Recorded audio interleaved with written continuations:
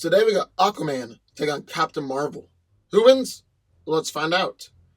The son of a Atlantean queen and a lighthouse keeper from the town of Amnesty Bay, Arthur Curry would grow up to become the superhero Aquaman, and later take on his birthright as the King of Atlantis.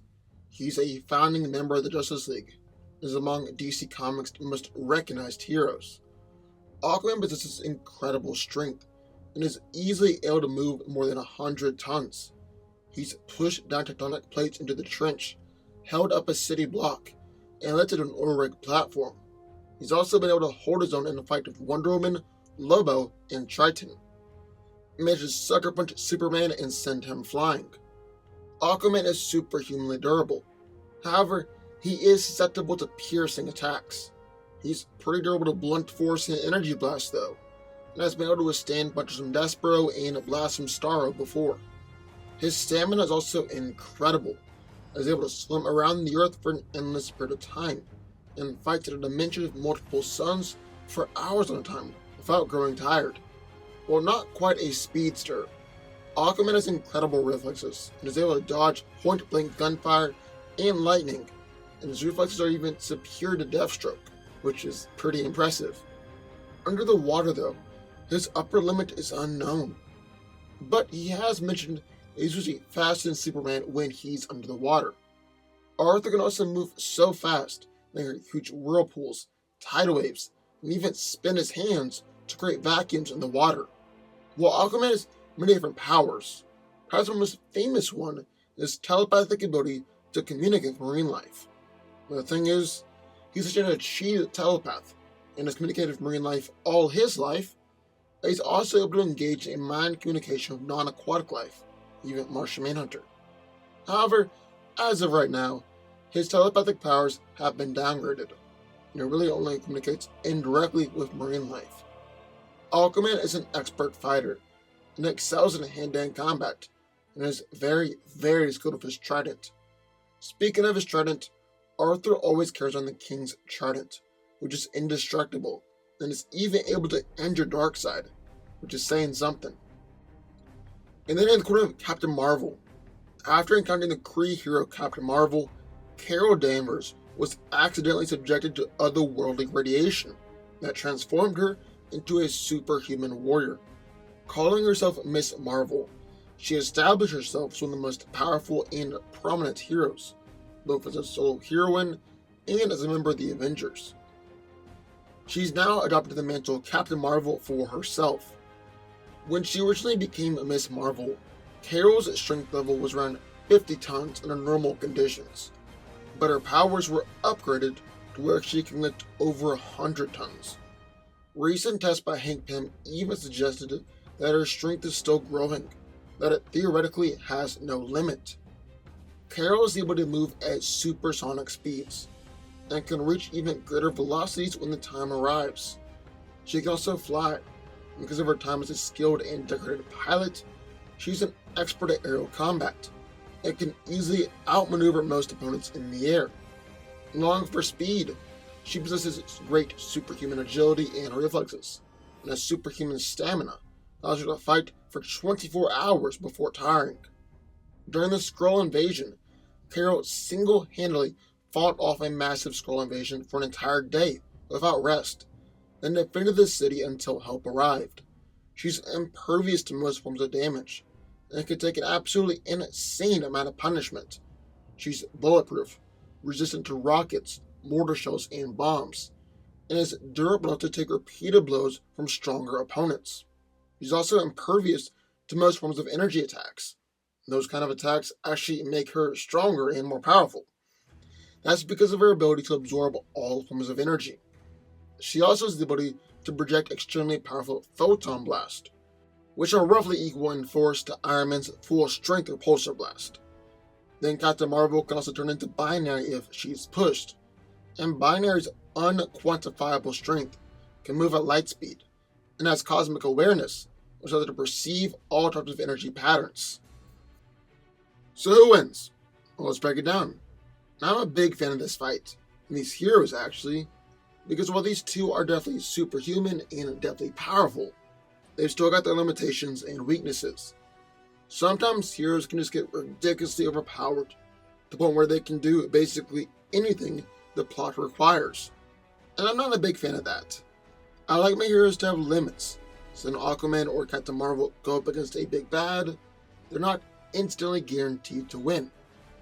Anyways, who wins this fight? Well, like we always do, let's start by taking a look at their physicality. Which of these two heroes is stronger? Well, Aquaman has got some impressive strength feats, I gotta tell you.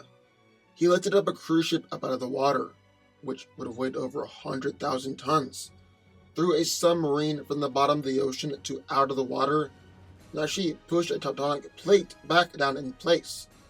Then Carol doesn't have as many lifting feats, but she has managed to break out of adamantium and vibranium bracelets, which is incredibly impressive. Just recently, she lifted up a massive celestial, much larger than a city block, all by herself. Before this feat, I would have said that Aquaman was the stronger of the two. But after Carol lifted that celestial, I gotta put them much closer and more equal. However, I don't think actual lifting strength is quite as important as striking power.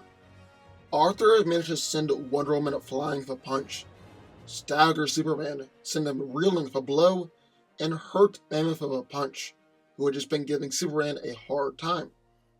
Then he's even thrown his trident hard enough to trigger a volcanic eruption. But Captain Marvel has thrown some hard punches in her time as well. Just like Aquaman sent Superman flying, Carol sent Sentry flying with a punch. She's injured the Hulk and Fin Fang Foom, destroyed an asteroid 300 miles wide with one punch, and actually knocked out a weakened Thanos before. So yeah, I say that both of these heroes can definitely injure the other one with their punches. But who can take that punch better? Well, Aquaman's armor provides him some level of extra durability, but regardless, Arthur's taken at some Wonder Woman and Lobo, taking massive explosions at point-blank range, and even punches from Martian Manhunter and Power Girl, who wasn't put down by any of it.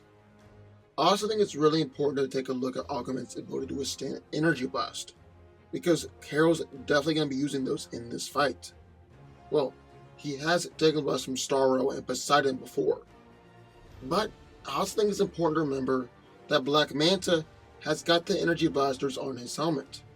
Just one of those blasts was enough to destroy all of his armor and leave him burnt. Then I'd say that Captain Marvel is probably just as durable, as she's taking hits from Null, the Breaker of Worlds, who's basically a version of the Hulk enhanced by Asgardian magic, withstood Blossom Phoenix magic, survived a weapon that Vision said would have killed him, and actually withstood a blast from Thanos himself. Aquaman is arguably more durable to things like punches, but it's definitely close enough to keep things interesting. However, Captain Marvel definitely makes up for speed and her ability to fly. Aquaman is incredibly fast under the water, arguably even faster than Clark himself, but on land, he's really nothing to write home about. Like, I say someone like Spider-Man is easily faster and more agile than Aquaman on land, and Captain Marvel is much faster than that. Not only has she grabbed Spider-Man out of the air before, but she's reacted to grenades before it could go off, catch missiles at the last second, and quickly traveled from New York City to the coast of Florida.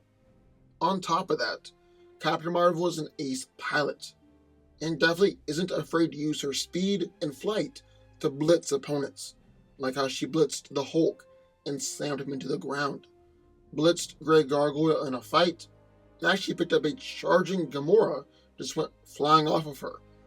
Then Aquaman's honestly always had a bit of a problem fighting against flying opponents, considering he's grounded and can't fly himself. Yeah, Arthur can jump great distances and throw his trident, but that's not going to work out too well for him. Like we've already said, Carol's an ace pilot and an expert at aerial combat. He's going to outmaneuver most flying opponents. With her speed and agility, she's going to have no problem dodging a thrown trident or Aquaman jumping in the air. And then Captain Marvel has also got a range attack to fall back on with her energy blast. So just how powerful are these energy beams? Well, they're roughly equal to a full-powered repulsor blast from Iron Man, but have actually been able to tear through both the Iron Man and Iron Patriot armor. Then she's also used her beams to blow up massive spaceships and things like that. Now, obviously, one blast from Carol isn't going to be able to put Arthur down. He's just too durable. However, I keep on thinking back to Black Manta and his energy blast, which had burned Aquaman before. I think enough blasts from Captain Marvel and Aquaman is going down. Now, in a hand-to-hand fight, Aquaman has a real shot at winning this one, and can use his trident to devastating effect. And Carol sometimes prefers to get in a hand-to-hand fight, and so that might be how this plays out. However, she's also just as likely to stay at a distance and use her energy blast, and Captain Marvel's no dummy. When she sees that Aquaman can't fly, and then she's got a range and flight advantage, she'll obviously try to exploit that advantage. I really see Captain Marvel winning this one. But what do y'all think? I would love to hear your thoughts. Sign off in the comments down below. Also, be sure to subscribe button. More videos, just one every single week a day. And I'll see you next time.